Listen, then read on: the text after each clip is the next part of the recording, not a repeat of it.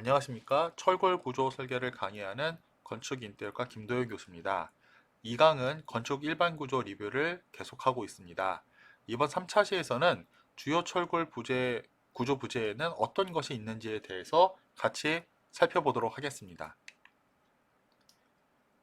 주요 철골 부재에는 어떤 것이 있는지, 그래서 철골 구조, S는 철골 구조죠. 철골 구조 및 SRC, 철골, 철근 콘크리트 구조의 보와 기둥의 특성을 이해할 수가 있고, 철골 바닥 시스템의 시공 특성도 같이 이해할 수가 있습니다.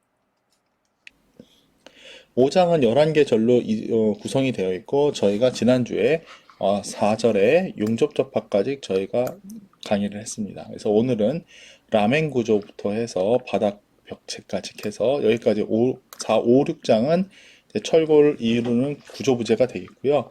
7장부터 11장이 바로 철골 구조를 이용한 다양한 구조 시스템에 대한 내용입니다. 같이 한번 알아보고, 철골 구조는 건물의 주요 구조부를 현강을 사용을 해서 현장서 접합하는 그런 구조 방법이다라고 저희가 철골 구조를 정의 내릴 수 있습니다. 지난 시간에 했던 내용들을 한번 간단히 리뷰하면은 저희가 철골 구조에 대한 정의를 말씀드렸죠. 그 다음에 고층 건물이나 스팬이 긴, 경관이 긴 건물, 즉 이게 대공간 구조물에 저희가 많이 사용을 하고요. 단점은 불에 약하고 녹이 쓴다는 거죠. 그래서 불에 약하기 때문에 저희가 내화 처리를 해야 되고, 녹이에 쓸 우려가 있기 때문에 방청 처리를 해야 됩니다. 철의 경우에는 스틸이죠. 아이언이 아니었습니다. 저희는 스틸을 사용을 하고 있고, 스틸은 인장 압축 강도가 모두 크다고 말씀드렸습니다. 참고로 이 강철의 1세제곱미터당 중량 혹시 기억나십니까? 무게, 웨이트? 네, 7. 얼마죠? 85톤이었습니다. 네, 기억하시고요. 이건 앞에 1장에 나왔던 내용 중에 하나입니다. 그래서 누르는 힘과 잡아당기는 힘 모두 다 크다고 저희가 확인을 했었습니다. 이러한 철의 종류에는 이런 레일에서 만들어지는 열간 아변, 그러니까 H형강이죠. 가장 대표적인 열간 아변은 H형강이고, 그 다음에 얇은 강판을 눌러서 만드는 냉간 아변이 있습니다. 그래서 L형강, 디귿형강 이런 식으로 제작이 가능합니다. 저희가 재료 실험을 보셨죠. 원래 이 정도 두께인 게 여기 목이 얇아지는 게 눈으로 보일 정도입니다. 그래서 실험을 종료하면은 원래 실험체에 대비해서 상당히 길게 늘어남을 확인할 수가 있습니다. 그래서 철골이 연성이 참 좋다, 많이 늘어난다, 에너지를 많이 흡수한다, 이러한 재료로 저희가 사용을 하고 있습니다. 그래서 이 강제에 대해서도 저희가 항복한 이후에, 항복이라는 점이 항복점이죠. 항복점. 더 이상 힘을 주지 않아도 변형이 발생하는 이 포인트, 이게 항복점인데요. 항복점 이후에 많은 변형을 일으킬 수 있어서 이 면적이 다 에너지 솟아입니다. 그래서 지진 시 철골 구조가 에너지가 상당히 잘 솟아이 된다. 철근 콘크리트가 저희 내진성이 좋다고 하는 건 콘크리트 때문이 아니라 콘크리트 안에 들어간 철근 때문에 이러한 얘기를 할 수가 있는 겁니다. 그래서 저희가 철골의 이제 시공 방법에 대해서 접합 방법에 대해서 리벳 접합을 한번 같이 봤었죠.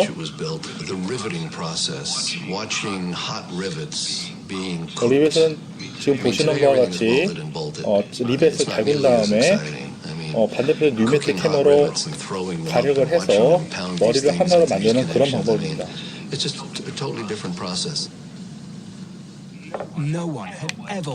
예, 그래서 리벳 접합은 2장 이상의 강판을 접합하는 방법이죠. 그런데 이렇게 하다 보니까는 그 하나의 리벳을 머리를 때려가지고 하나로 만들어야 돼요. 그러니까 이 리벳을 가열을 해야겠죠. 그래서 가열 작업과 뉴매틱 해머로 때리는 그런 특성이 있습니다. 장점은요, 접합부가 확실하고, 네, 풀리지가 않아요. 부러지면 부러졌죠. 예, 단점은 여기까지 장점이에요. 여기까지 3번까지 장점이고요. 그래서 소음이 엄청 크고 열을 사용한다는 단점을 가지고 있습니다. 그래서 여기 이렇게 리벳이 접합이 되면은 판을 이렇게 잡아당기고 이렇게 잡아당기면은 지금 이 판은 여기서 누르고 있고, 이 판은 여기를 여기를 누르고 있고, 아래팔을 이렇게 당기니까 판이 아니죠. 판이 이렇게 누르고 있고 판이 여기를 누르고 있죠. 그래서 요 사이를 이렇게 끊으려고 하는 힘이 존재합니다. 이게 가위로 여기를 누르고 리벳을 여기를 누르고 여기를 누르니까 여기를 가위로 자르려고 하는 힘이 생기잖아요. 이걸 저희가 전단이라고 말을 합니다. 자, 볼트 접합이죠. 일반적인 볼트는요, 임시 가조임용입니다. 구조용으로 볼트를 사용하지 않습니다. 왜냐하면은 반복 하중이 반복 하중이 작용했을 때 이 너트가 풀릴 확률이 높기 때문에 저희가 일반적인 볼트 접합은 구조체에 사용하지 않습니다. 그런데 저희가 현장에서 많이 보는 볼트는 뭐죠? 그거는 일반 볼트가 아니라 고력 볼트 접합입니다. 고력 볼트요. 고력 볼트라는 거는 이 볼트 자체 강도가 높은 거를 얘기합니다. 그러면 왜 강도가 높은 볼트를 사용해야 되는지, 이거는 고력 볼트가 힘을 전달하는 메커니즘 때문에 이 고력 볼트가 필요합니다. 일반 볼트는요, 볼트 축의 전단 내력에 의해서 가위로 자르려고 하는, 볼트를 철판과 철판을 밀어가지고 볼트를 자르려고 하는 그 힘에 의해서 버티는데, 고력 볼트는 그런 방법이 아니라 고력 볼트는 너트를 강하게 조여서 볼트의 인장력을 발생을 시킵니다. 그러면 그게 철판을 꽉 붙이려고 하는 힘으로 작용하고, 그 붙어진 철판 사이에 마찰력이 발생을 하게 됩니다. 그 마찰력으로 철판을 좌우로 당기는 힘에 대해서 저항하는 타입이 바로 고력 볼트입니다. 그래서 고력 볼트는 강성도 크고 피로 강도도 크고요. 너트 풀림도 없고 소음도 적습니다. 그 다음 현장 시설이 간편하고 노동력이 절감되고 공기 단축이 있지만 고력 볼트나 이런 거에 비해서 비쌉니다. 약간 비쌉니다. 그래도 이만한 장점이 있기 때문에 현장에서 지금 다 고력 볼트 접합을 사용을 하는 겁니다. 고력 볼트 접합의 일반 볼트 접합의 가장 큰 차이점은 지금 힘이 이 볼트랑 철판이 있고요. 여기에 철판을 좌우로 당길 때 힘이 발생하는데 그 힘이 요 포인트에서 발생을 하는 거죠. 철판을 얘 이렇게 당기면 이 철판이 이렇게 오른쪽으로 밀리면서 이 철판이 볼트를 요 빨간색 부분을 누르게 됩니다. 이 두 번째 있는 P가 왼쪽으로 잡아당기게 되면 이 철판도 왼쪽으로 밀리면서 요 색깔 빨간색 부분에 볼트를 밀게 됩니다. 반대로 또 이 아랫부분 마지막 거에 힘을 2분의 P가 작용하게 되면은 이 끝 요쪽의 철판도 왼쪽에서 오른쪽으로 밀면서 이 빨간색 부분에 볼트를 힘을 받게 됩니다. 그럼 결국은 볼트가 여기 부분을 눌리게 되고요. 여기도 눌리게 됨으로써 요렇게 구부러지겠죠. 이렇게 구부러지고요. 이렇게 구부러지고 이렇게 구부러지게 됩니다. 그럼으로써 요 사이에 자르려고 하는 힘이 발생을 하죠. 반대로 고력볼트 접합은요, 이렇게 작용을 합니다. 힘이 이렇게 작용을 함으로써 너트를 조였기 때문에 볼트는 늘어나고요, 철판과 설차는 밀착되는 거죠. 밀착되면서 이 면에 빨간색 부분에 밀착되는 힘이 발생을 하게 됩니다. 그래서 저희가 이 빨간색에 밀착된 힘에서 마찰력이 작용을 하게서 이 철판을 첫 번째 이쪽으로 밀었을 때, 왼쪽에서 오른쪽으로 밀었을 때 이 미는 힘과 마찰력이 같거나 이 미는 힘이 마찰력보다 작기 때문에 이 철판을 움직이지 않습니다. 만약에 이 위에 작용하는 힘이 더 크다고 하면 철판을 밀리겠죠. 저희가 설계를 할 때 안 밀리게끔 이 충분한 마찰력을 도입을 시키기 위해서 볼트를 이 길이 방향으로 너트를 조여서 늘리는 그런 힘을 작용시키게 됩니다. 그럼으로써 이 볼트는, 일반 볼트는 이 볼트를 가위로 자르려고 하는 이런 직접 전단이 발생하는데, 이 고력 볼트 접합의 경우에는 이 볼트를 잡아당김으로써 이 철판과 철판을 붙이게 되죠. 부착시켜서 나오는 마찰력으로 힘을 전달하게 된다 하는 가장 큰 하중 전달의 메커니즘 차이가 나게 됩니다. 관건은 이 고력 볼트 접합에 너트를 조임으로써 볼트의 인장력을 도입을 시킬 때 과연 우리가 마찰력을 도입시키기에 충분한 만큼 시키는지를 확인하는 게 중요합니다. 그 저희가 전단형 볼트, TC 볼트라고 해서 지금 이런 타입의 방법을 사용하죠. 이 테일을 여기 노치부를 둬가지고 너트를 채워서 기계가 이렇게 들어옵니다. 기계가 안에 너트를, 이 테일을 잡고 이걸 서로 이게 고정시키고 돌리게 되면은 일정 장력이 도입되면 이 테일이 딱 떨어져서 충분하게 도입됐다는 걸 확인할 수 있는 방법을 씁니다. 그래서 현장에선 대부분 TC 볼트를 저희가 사용을 하고 있습니다. 여기는 이제 북경 올림픽 경기장이고요. 이런 다양한 철골을 가지고 비정형의 형태를 만들었잖아요. 그래서 저희가 현장에서 용접을 지금 하고 있습니다. 용접에 있어서는 여기 특징이 다른 구조재에 비해서, 다른 부재에 비해서 열과 압력에 모두 열과 압력을 가해서 두 부재를 접합하는 거예요. 그래서 여기 용접의 경우에는 리벳이나 볼트나 고력볼트의 가장 큰 차이점은 그 앞에 세 개는 구멍을 뚫어야 돼요. 모재에다 구멍을 뚫는데 용접은 구멍을 뚫지 않고 금속과 금속을 부착시킨다는 게 가장 방법론의 차이가 됩니다. 그래서 그 방법이 있는데 용접은 또 열을 가하고요. 열을 가하기 때문에 열에 의해서 발생하는 변형이라든지 결점이 발생할 수가 있습니다. 특징의 1번에서 4번까지는 장점에 해당이 되고요. 5번에서 7번까지는 단점에 해당되는데 특히 단점 중에서 이 용접공의 숙련도에 따라서 품질의 차이가 결정된다. 그리고 검사하기가 상당히 어렵다. 음력이 집중되는데 민감하다. 뭐 이런 특성들이 단점에 해당이 됩니다. 장점은 강성 확보가 아주 확실하고 네, 부재를 줄일 수가 있죠. 왜냐? 구멍을 뚫지 않기 때문에. 그 다음에 두께 제한도 없다. 이런 내용들이 장점에 해당이 됩니다. 그래서 개선을 한 맞댐 용접과 개선을 하지 않은 모산 용접이 있고요. 저희가 플럭스라고 하는 용접 피망이 불에 타면서 가스하고 이 껍데기 광재가 되는데 이 역할이 뭐냐? 여기 용접의 용융 상태의 공기라든지 이런 것들이 들어가면은 여기 구멍이 뚫리게 됩니다. 오류가 결함이 발생하기 때문에 이거를 막아주는 공기 접대 쉴드 가스를 만들어 줍니다. 두 번째는 타고 나는 찌꺼기가 용접된 고체화된 용접 위에다가 이렇게 껍데기를 만들어 주는 거죠. 그래서 요 안에 기스 나는 거를 흠집이 나는 거를 막아주는 역할을 해줍니다. 뭐 이러한 내용을 바탕으로 저희가 형광을 가지고 여러 가지 접합 방법을 살펴봤고요. 이 토대로 해서 라멘 구조를 한번 같이 살펴보도록 하겠습니다. 보시면은 이런 현상, 이러한 시공은 지금 뭐 지나다니면서 많이 보는 겁니다. 자, 그래서 지금 보시다시피 이 빨간색의 철골이 오고요. 이 빨간색의 위에서 아저씨들이 이 작업자들이 위에서 지금 볼트 접합이나 여러 가지 접합을 통해서 하나로 만들고 있습니다. 여기는 학생 식당 건물입니다. 여러분 아직 학교 안 오셔서 잘 모르시겠죠. 저희 도서관과 연결되어 있는 다리를 건너가면 바로 학생 식당에 있는 그 건물이 나오는데요. 그 건물 시공할 때 제가 찍은 사진입니다. 이 철골 건물이었고요. 왜냐하면 한 3층 정도였기 때문에 철골로 시공을 했습니다. 철골 기둥이 이렇게 지금 컬럼이죠. 컬럼이 보이고요. 이쪽 컬럼과 여기 컬럼이 있죠. 컬럼 사이를 연결하는 겁니다. 이거를 저희가 큰 보라고 부릅니다. 큰 보. 거더라고 부릅니다.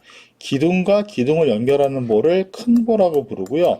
큰 보하고 큰 보 사이에 연결되는 보를 작은 보라고 합니다. 그래서 이 큰 보는 저희가 영어로 거더라고 하고요. 작은 보는 영어로 빔이라고 합니다. 그래서 기둥, 큰 보, 작은 보 이렇게 구성을 하면은 수직재랑 수평재를 통해서 기본적인 뼈대가 형성이 됩니다. 그러면 기둥과 보가 만나는 부분은 어떻게 될까요? 접합을 해야 되는데 지금 이 사진을 보면 이게 무슨 접합일까요? 예, 볼트 접합 중에서도 저희가 이 고력 볼트 접합을 지금 사용을 하고 있는 겁니다. 고력 볼트 접합을 사용을 하고 있고요. 여기 접합부하고 여기 접합부가 있습니다. 두 개의 접합부 있는데 이 두 개의 접합부의 차이점이 혹시 눈에 보이십니까? 여기 너무 낙서를 많이 했으니까 다음 슬라이드. 네, 네. A 파트랑 여기 A 파트랑 여기 B 파트가 있죠. B 파트 여기 A 파트랑 B 파트 기둥이 있고요. 기둥과 기둥 사이를 연결하는 부분이 있죠. 이걸 뭐라고 그랬죠? 큰 보 거더라고 그랬고 이 거더하고 거더 사이에 연결되는 작은 보 이걸 작은 보라고 이걸 빔이라고 말했습니다. 그래서 A랑 B의 그림상으로 가장 큰 차이점이 뭐죠? A하고 이음 부분을 보세요. A 파트랑 B 파트의 이음의 가장 큰 차이점은 뭐냐? 바로 요겁니다. B 파트의 경우에는 요거 H 형광에서 이걸 저희가 뭐라 불렀죠? 플랜지라고 불렀죠? 요거 뭐라 불렀죠? 웹입니다. 이 B에 대한 거는 이쪽에 H 형광 형상과 H 형광을 붙였을 때 플랜지하고 웹을 모두 다 거세 플레이트, 덧댐판이라고 하는데 이 덧댐판을 놓고 보력볼트로 다 체결을 해놨습니다. 다 체결했고요. 이 웹부분 있잖아요. 이 웹부분도 마찬가지로 보력볼트로 다 체결을 해놨습니다. 그래서 플랜지랑 웹을 다 연결로 덧댐판을 놔서 볼트로 이음을 해놓은 거고 여기 같은 여기 잘못됐습니다. 여기 A가 그림이 여기 A 아니네요. 이거 잘못됐고요. 요 A를 보시면은 여기는 단지 뭐만 돼 있죠? 여기는 네 플랜지는 연결되어 있지 않고요. 여기 웹부분만 연결이 되어 있습니다. 그래서 A는 웹부분만 연결되어 있는 그러한 접합부고요. 이 B 파트 같은 경우에는 네, 웹도 플랜지도 다 연결되어 있는 파트입니다. 그래서 이걸 저희가 모멘트 접합이라고 부르고 이거를 전단 접합이라고 부릅니다. 요 내용은 뒤에서 한번 다시 나오니까 설명을 따로 드리도록 하겠습니다. 여러분 이제 책에 나온 부분은 이제 같이 천천히 보시면 되는데 저희 기둥입니다. 기둥. 기둥은 일반적으로 누르는 힘에 대해서 저항을 하죠. 왜냐? 건물이 서 있고 건물이 이렇게 서 있고요. 서 있고 여기에 이제 코끼리가 앉혀져 있어요. 그러면은 코끼리는 얘를 위에서 아래로 누르잖아요. 그러면 이 힘이 어디로 가야 돼요? 볼을 따라가서 기둥을 따라가서 기초에서 땅으로 흘러 들어가잖아요. 그래서 누르는 중력 하중을 기본적으로 받기 때문에 기둥은 일반적으로 누르는 힘에 대해서 저항을 해야 됩니다. 누르는 힘을 저희가 유식하게 압축력이라고 얘기를 합니다. 그래서 기둥은 일반적으로 압축력에 저항하는 부재가 됩니다. 자, 그 다음에 여기를 이렇게 이렇게 밀었어요. 바람이 불어서 밀었어요. 이거를 수평 방향이죠. 이게 수직이면 이게 수평이죠. 수평 방향의 하중이 큰 경우에는 휘응력이라는 게 발생합니다. 휘면 뭐냐면 구부러뜨리는 거예요. 얘를 이렇게 잡아당겼어요. 그럼 어떻게 돼요? 얘는 이렇게 구부러지겠죠? 이렇게 구부러지겠죠? 이게 구부러지면서 이쪽에 네, 휘는 모멘트가 크게 발생을 합니다. 그렇기 위해서 저희는 단면에 춤을 키우고요. 플랜지가 두꺼운 강제를 선택하는 게 유리하다고 알려져 있습니다. 왜 그런지는 이제 뒤에서 한번 설명을 드릴게요. 그리고 이거는 압축에 의한 휨 자굴에 대한 방지 효과도 있습니다. 이런 모르는 용어들이 너무 많죠. 이런 모르는 용어는 있는데 이런 건 일반 구조 말고 2학기에 나오는 구조 역학에서 다시 한번 나올 테니까 현재에서는 너무 스트레스 받지 마시고 이런 내용들은 그냥 뒤에서 또 자료 나오니까 사진이나 그림만으로 일단 이런 게 이제 좌굴이구나 정도로 이해하시면 좋을 것 같습니다. 그래서 우리가 기둥에는 이제 H형광, 열간압연 H형광을 쓰시면 이게 가장 대표적이죠. 저희가 가장 대표적으로 쓰는 거고 강관이요. 비어 있는 거예요. 강관도 여기 비어 있는 겁니다. 또는 조립해서 만드는 라티스 기둥이라는 걸 사용을 하는데 이 라티스 기둥 같은 경우는 공장 같은 데 사용을 하고요. 일반 건축물에는 H형광을 가장 많이 사용을 합니다. 그래서 H형광의 경우에 접합부 가공도 용이하지만은 단면상에 방향성이라는 게 존재합니다. 방향성. 이게 얘를 여러분 이렇게 구부리는 경우랑 이렇게 구부리는 경우 두 가지를 생각하면은 1번, 2번 어느 게 더 구부리는 힘에 대해서 많이 버틸까요? 당연히 1번이 많이 버티게 됩니다. 2번은 1번에 비해서 더 적은 힘만 줘도 구부러진다는 거죠. 그래서 이 힘의 차이가 발생한다. 이거를 방향성이라고 저희가 얘기를 합니다. 그래서 방향성이 있다는 거를 보시고 그래서 통상 큰 쪽의 스팬과 평행하게 외부를 배치를 합니다. 스팬이 크다는 얘기는요. 힘이 모멘트가 많이 작용한다는 얘기가 되기 때문에 그쪽 방향으로 강한 축을 두게 된다. 뭐 이런 어려운 내용이 있는데 이것도 2학기에 구조 역학에서 한번 내용을 듣고 나면 이해가 훨씬 더 용이합니다. 이렇게 정도 정리하시면 되고 여러분 책 125페이지에 이제 기둥에 대한 내용이 나오고 앞서 말씀드린 바와 같이 기둥은 압축 응력에 저항하는 부재라고 말씀드렸습니다. 단일 부재로 만드는 기둥이 있고요. 가장 대표적인 게 바로 H형광입니다. H형광을 사용한 기둥으로서 단면상 보통 높이가 30cm. 그러니까 이 폭이죠. 이거죠. 이게 30cm입니다. 30cm. 30cm가 되고요. 30cm가 되고 길이는 10m 내외입니다. 10m 내외. 현장에서 공장 현장에 반입할 때 트레일러로 싣고 올 수 있어서 그 차에 선적 가능한 유사 높이가 가능 높이가 한 10m 정도. 도로의 회전 반경 생각하시면 됩니다. 트레일러로 H형을 싣고 왔는데 직선만 달릴 수 없잖아요. 좌회전도 하고 우회전도 해야 되잖아요. 차가, 트레일러가. 근데 좌회전 한번 하려고 하는데 길이가 30m가 된다. 그럼 돌지를 못합니다. 회전을 못하기 때문에 저희가 10m 내외로 가져오게 되고요. 유사한 이유로 철근 한 8m 내외로 제작이 되옵니다. 조립 기둥의 경우에는요, 여러 가지 판을 이용해서 용접이라든지 볼트를 이용해서 조립한 그런 방법입니다. 그래서 그 중에 여러분 책에 있는 그림 5-29번이 용접 기둥에 해당이 되고요. 여기 보시면은 철판과 철판을 여기서 용접을 한 것처럼 보이죠. 용접 조립 기둥으로 저희가 볼 수가 있습니다. 자, 기둥이 끝났으니까 이제 보를 하죠. 보의 경우에는요, 보는 이제 뜻이 뭐냐? 기둥의 경우에는 지금, 네, 기둥은 이렇게 수직으로 서 있잖아요. 그래서 누르는 힘을 받는 부재인데, 보는 옆으로 누워 있잖아요. 근데 힘이 옆으로 들어오는 게 아니죠. 모든 힘은 중력 방향으로 대부분 저희 몸무게는 들어오기 때문에 누워져 있는 부분에 이렇게 수직으로 힘이 작용하는 거예요. 그래서 얘는 보통 이렇게 구부러져 가지고 이 구부러지는 걸 휨이라고 하는데 휘어서 힘을 저항하는 부재를 저희가 보라고 부릅니다. 따라서 보는 주로 기둥과 마찬가지로 H형광을 많이 사용을 합니다. 그 필요에 따라서 보강을 해서 사용하는 경우가 많습니다. 저희가 H형광이라는 게 있고요. 앞에서 조립기둥처럼 조립보가 있고요. 또 라티스보가 있습니다. 또 하나가 바로 허니컴보가 있습니다. 허니컴보. 요 허니컴보는 좀 특이하니까 뒤에서 한번 따로 설명을 드릴게요. 가장 일반적인 게 바로 H형광이다. 그렇게 보시면 좋습니다. 자, 앞에서 보는 보강을 한다고 그랬는데 왜 보강을 하는지 한번 같이 알아볼게요. 보의 춤은, 그러니까 보 보시면은 이렇게 춤이 이렇게 여기가 막 높이가 막 400에서 500mm가 되거든요. 400, 500mm가 되는데 이 철판의 두께는요 10mm가 안 돼요. 1cm가 안 되는 경우가 종종 있습니다. 그래서 사이즈에 비해서 두께가 상당히 얇은 경우에 저희가 좌굴이 발생을 하게 하셔요. 좌굴은 뭐냐면요, 같이 한번 이 영상을 한번 보시면 좌굴이 어떤 것인지 알 수 있습니다. 이 철판이 폭이 5cm고요. 두께가 여기가 1cm 정도 됩니다. 그러니까 여기가 10cm, 5cm에 1cm 정도 되는 건데 얘를 누르는 거예요. 지금 눌렀을 때 어떻게 되는지 한번 같이 보겠습니다.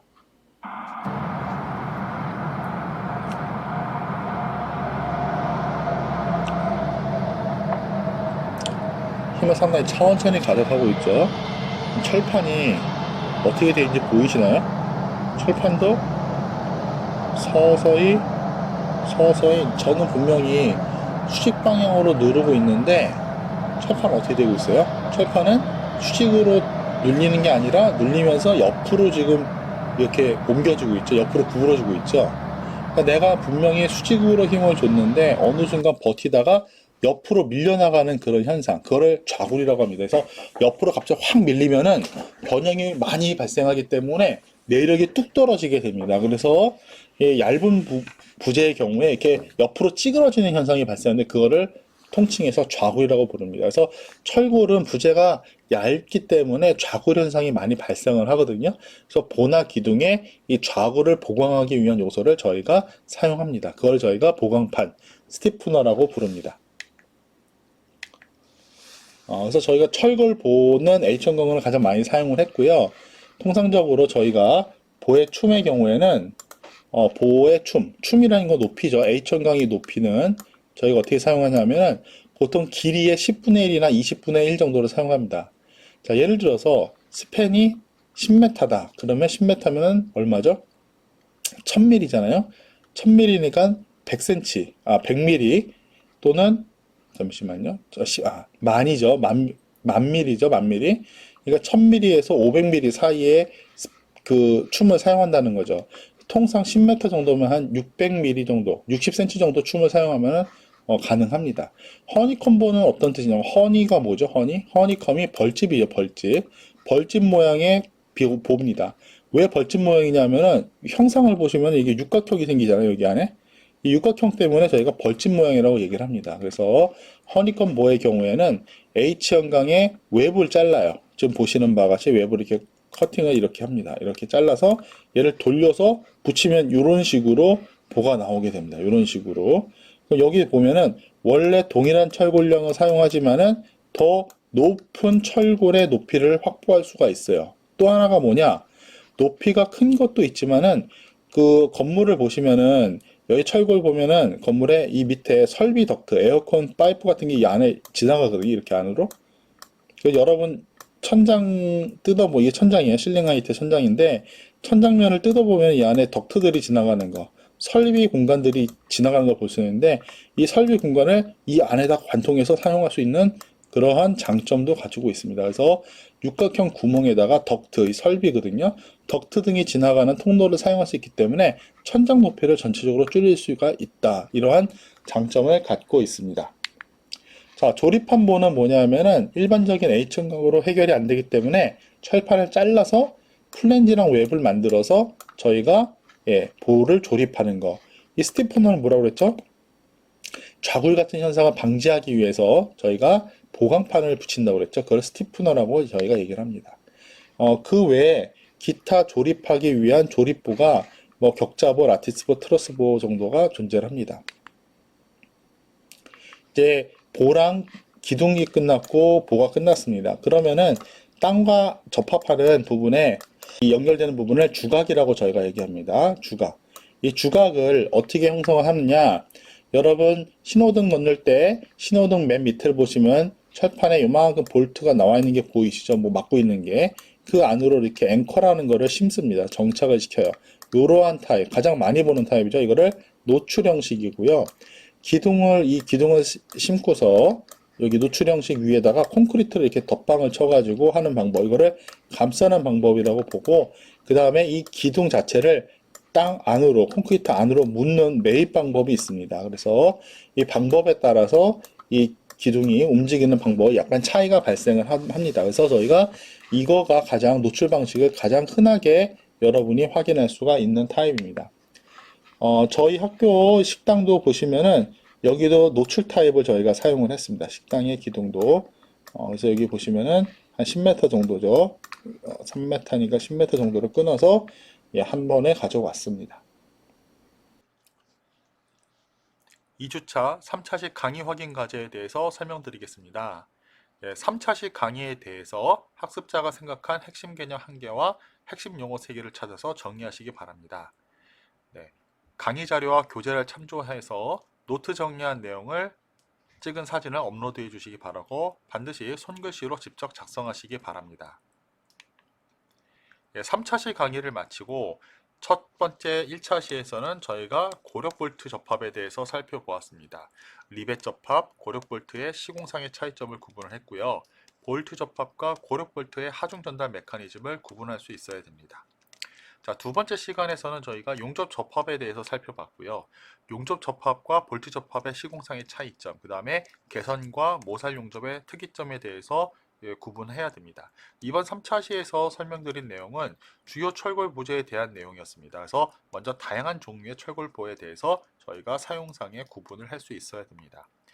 다음 4차 시, 이어지는 4차 시에서는 마찬가지로 주요 철골 부재의 나머지 부분에 대해서 설명드리도록 하겠습니다. 이상으로 3차 시 강의를 마치겠습니다.